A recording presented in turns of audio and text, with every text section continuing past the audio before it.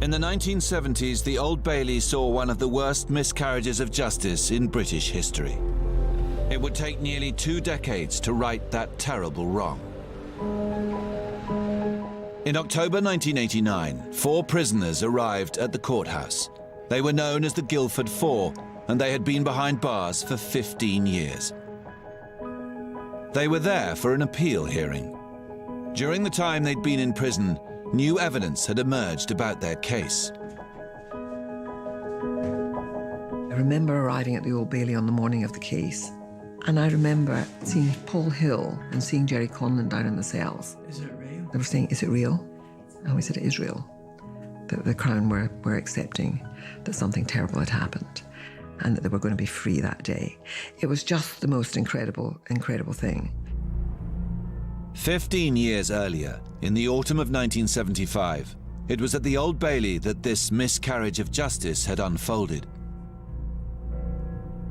Back then, the Guildford Four faced trial for one of the worst terrorist attacks in a long and bloody IRA campaign. On the 5th of October 1974, a bomb had exploded in a packed pub in Guildford, Surrey. 5 people were killed and 50 injured.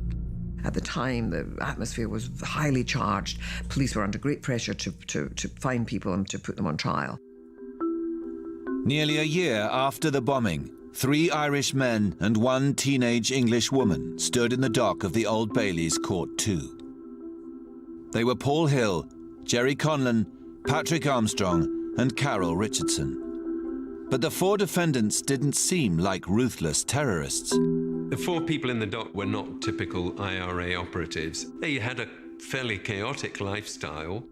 They smoked spliff, they drank too much, they were looking for jobs and living in hostels. And the idea that they were this kind of organized cell was absurd. There were no eyewitnesses to the crime and no forensic evidence linking them to the atrocity.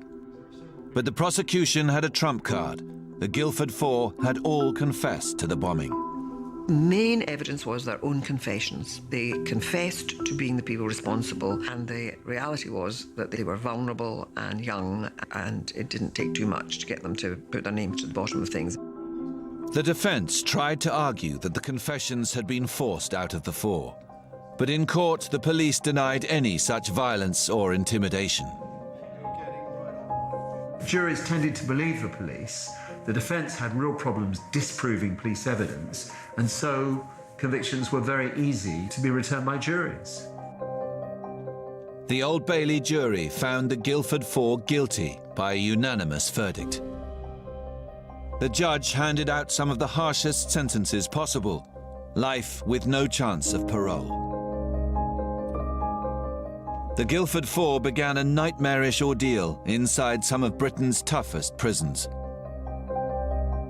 The way in which they were treated by fellow prisoners and vilified and bullied and threatened and subjected to all kinds of stuff was a stain on British justice, and a lot of members of the general public and indeed the press kind of washed their hands of them.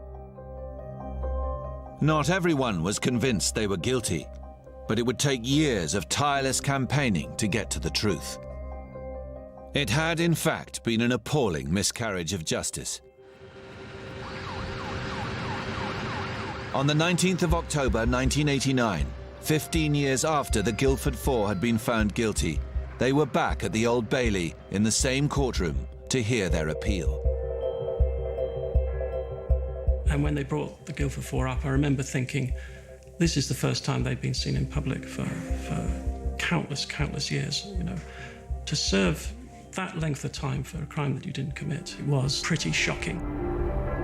It took just a matter of hours for the judge to quash their convictions and set them free.